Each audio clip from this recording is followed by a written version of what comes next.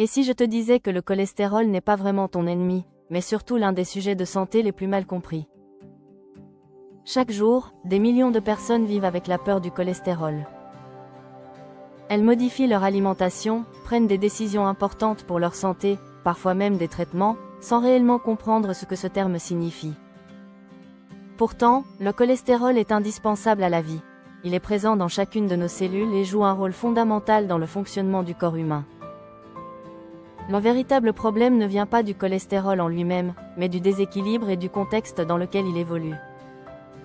Dans cette vidéo, tu vas comprendre clairement et simplement ce qu'est le cholestérol, pourquoi il est essentiel, quand il peut devenir problématique et surtout comment agir intelligemment pour protéger ta santé.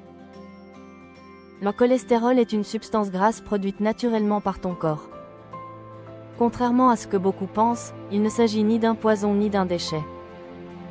Ton corps en a besoin pour fabriquer les membranes de toutes ses cellules, produire des hormones importantes comme les hormones sexuelles ou le cortisol, et synthétiser la vitamine D. Il joue aussi un rôle clé dans la digestion grâce à la production des acides biliaires. Il est important de comprendre que la majorité du cholestérol dont ton corps a besoin est fabriqué par le foie. L'alimentation n'en représente qu'une partie. Supprimer totalement le cholestérol alimentaire n'est donc ni réaliste ni nécessaire pour la plupart des gens. On entend souvent parler de bon et de mauvais cholestérol, mais cette distinction est en réalité une simplification. Le cholestérol ne circule pas librement dans le sang, il est transporté par des particules appelées lipoprotéines. Les LDL, ou lipoprotéines de faible densité, transportent le cholestérol du foie vers les cellules. Lorsqu'elles sont en excès ou oxydées, elles peuvent s'accumuler dans la paroi des artères, ce qui explique pourquoi on les associe souvent au mauvais cholestérol. A l'inverse, les HDL, ou lipoprotéines de haute densité, ramènent l'excès de cholestérol vers le foie pour qu'il soit recyclé ou éliminé, jouant ainsi un rôle protecteur. Mais la réalité est plus nuancée, ce n'est pas seulement la quantité de cholestérol qui compte, mais aussi la qualité des particules, le niveau d'inflammation et l'état global du métabolisme.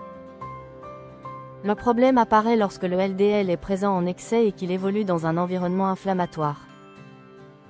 Le stress chronique, le tabagisme, la sédentarité et une alimentation riche en produits ultra transformés, en sucres raffinés et en graisses industrielles favorisent l'oxydation des LDL. Ces LDL oxydés peuvent pénétrer la paroi des artères, déclencher une réaction inflammatoire et contribuer à la formation de plaques d'athérome.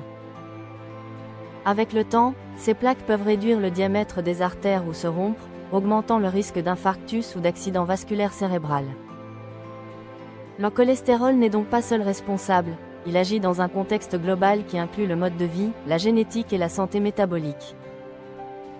Mais le cholestérol n'est pas le seul indicateur à surveiller. Ton sang contient également des triglycérides, un autre type de lipides. Ces molécules proviennent principalement de l'alimentation et de la transformation de l'énergie dans le corps. Un taux élevé de triglycérides augmente lui aussi le risque cardiovasculaire, surtout lorsqu'il s'associe à un LDL élevé ou à un HDL bas. Pour avoir une image complète de ta santé métabolique, il est donc essentiel de considérer à la fois le cholestérol et les triglycérides. Lorsque les médecins parlent de dyslipidémie, ils font référence à un déséquilibre global des lipides sanguins, LDL trop élevé, HDL trop bas, triglycérides élevés. Ce diagnostic n'est pas alarmant en soi, mais il permet de prévenir les complications cardiovasculaires. Il montre surtout qu'il ne suffit pas de regarder un seul chiffre, c'est l'ensemble du profil lipidique qui compte pour comprendre réellement les risques. Pour savoir si ton cholestérol est trop élevé, les professionnels de santé utilisent des valeurs cibles. Par exemple, le LDL doit être inférieur à 2,0 mmol par litre chez les personnes à haut risque, le HDL supérieur à 1,0 mmol par litre chez l'homme et à 1,3 mmol par litre chez la femme, et les triglycérides inférieurs à 1,7 mmol par litre. Ces chiffres varient selon l'âge, le sexe et les antécédents médicaux. L'objectif n'est pas de te stresser, mais de te donner des repères concrets pour mieux comprendre ton état de santé. Même si une bonne hygiène de vie fait une grande différence, certains profils nécessitent un suivi médical régulier.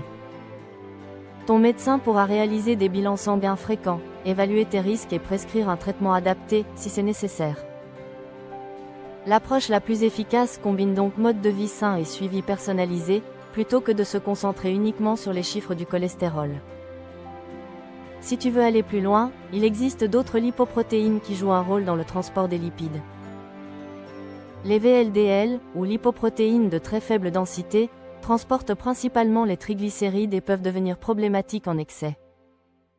La lipoprotéine A, quant à elle, est un facteur de risque génétique encore peu connu qui peut contribuer aux maladies cardiovasculaires, même si ton cholestérol global est correct. Ces nuances montrent à quel point le système lipidique est complexe et pourquoi un suivi complet est nécessaire. Tous les aliments riches en cholestérol ne sont pas nocifs.